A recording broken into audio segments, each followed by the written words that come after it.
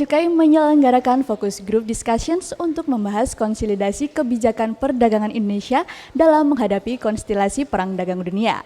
Berlangsung selama 2 hari dari tanggal 18 hingga 19 September 2019, kegiatan ini dilaksanakan di kantor pusat Direktorat Jenderal Bea dan Cukai. Dan inilah liputan selengkapnya. Tahu nggak Sobat BC, sejak tahun 2012, beberapa negara anggota WTO telah mengajukan konsen terkait kebijakan atau peraturan Indonesia yang dirasa dapat menghambat arus perdagangan.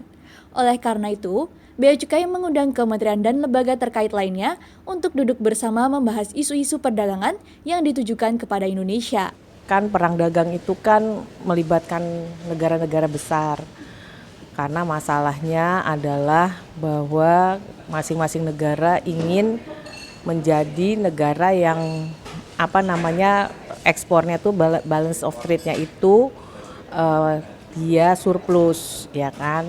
Nah tentu semua negara pingin, tapi kan nggak mungkin ya, kan harusnya di dalam perdagangan itu memang harusnya seimbang.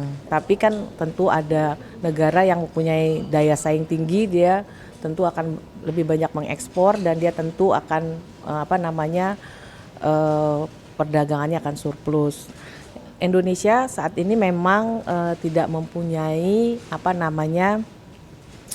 secara khusus gitu ya masalah-masalah dengan negara-negara besar tersebut. Tapi kita memang ada kasus-kasus seperti dispute antara Indonesia dengan Amerika, itu kan ada ya. Kemudian masalah produk sawit kita mendapatkan permasalahan di Uni Eropa. Tapi kita berusaha menyelesaikannya sampai saat ini adalah secara bilateral.